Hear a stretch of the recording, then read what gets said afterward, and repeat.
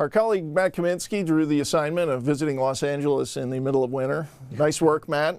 And while you were out there, along with that great weekend interview with the producer or screenwriter of Zero Dark 30, which I think our readers enjoyed, you also checked in on the Los Angeles mayor's race. And the question you're posing in a piece tonight is whether LA can be salvaged. It's like a lot of big cities. High taxes, slow growth, very powerful unions extracting huge amounts of money from the taxpayers who live within the city limits. Right. And now you've gotten a look at Kevin James, who's a Republican running in the, it's an open primary with all parties represented. What do you make of this guy? Is this a possible turnaround expert? I've got to look at all. I've set the bar pretty high for him. What did you think of Kevin James? I mean, Kevin James is an interesting candidate. This is the first election since the national election in November. He is an openly gay, pro-choice, pro-gun control, school reform Republican. And he has come out of nowhere, really. He was a talk show host on the radio in LA, has no political experience, but that's actually his selling point, that I'm an outsider. The three other main candidates are all members of the city council, which is a very powerful body in LA. And they've been there for, each of them has been in power for a decade, and they've overseen a decade, really, where Los Angeles has rung up huge deficits. It's lost a lot of jobs. It's gone from a city which 30 years ago was the city of the future, you know, remember that Randy Newman song, I Love LA, right.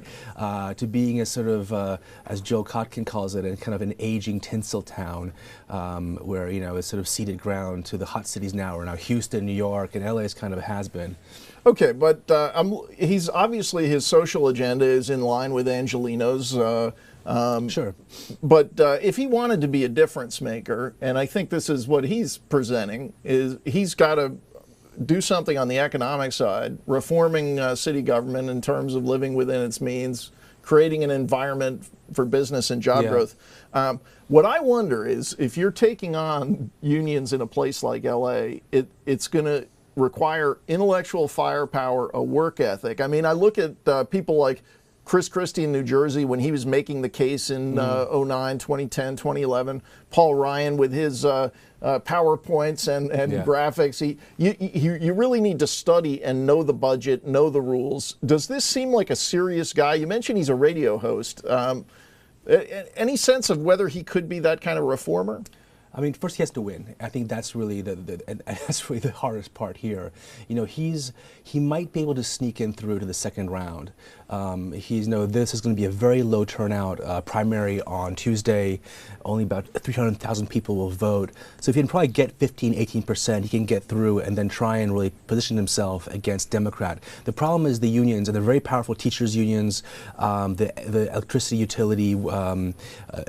That's also a city function. Their unions are very strong. They're all going to support the Democratic candidate who's going to emerge. So he has to really get through. The question is, as in New Jersey, are people fed up enough, and are things really bad enough in Los Angeles for voters to try and risk someone else trying, you know, to do it better? Okay, we'll see what the answer is. Matt, thanks for the report.